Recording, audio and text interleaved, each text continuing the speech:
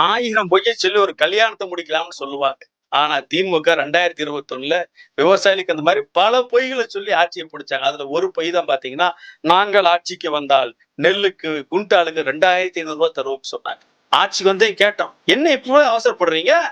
இன்னும் 4.5 வருஷம் ஆட்சிக்கு இருக்குதுல்ல, 5 வருஷத்துக்குள்ள நிறைவேற்றினா போதும்னு சொல்லி ரொம்ப கேவலமா விவசாயிகளை பேசினாங்க. ரொம்ப ஏளனப்படுத்தி பேசினாங்க. சொன்ன வாக்குறுதி ஏன் நிறைவேற்றலன்னு சொல்லி கேட்டா, பத்தாவதுக்கு மூட்டைக்கு வேற 50 ரூபாய் லஞ்சம் வாங்குறீங்களே, விவசாயிகிட்ட போய் லஞ்சம் பிச்சை எடுக்கிறீங்களே, இதெல்லாம் நியாயமானு கேட்டா, அதெல்லாம் அப்படித்தான், மூட்டைக்கு 50 ரூபாய் கொடுத்தா தான் கொள்முதல் பண்ணுவோம், இல்லாட்டி கிளம்பிட்டேன்னு சொல்லி விவசாயிகளை போய் கேட்ட விவசாயம் வழக்கு.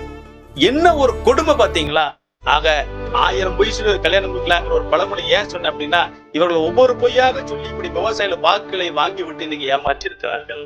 ஆக இந்த பொய் வாக்குறுதி கொடுத்து ஏமாற்றி இந்த திமுகவிற்கு இந்த 2026 சட்டமன்றத்தில் தமிழ்நாட்டு விவசாயிகள் வாக்களிக்க கூடாது, புறக்கணிக்க வேண்டும். வேற யாருக்கு வேணாலும் வாக்களிங்க, குடிக்க நோட்டா போட்டு போடுங்க, தயவு செஞ்சு திமுக மட்டும் வாக்களிக்காதீங்க.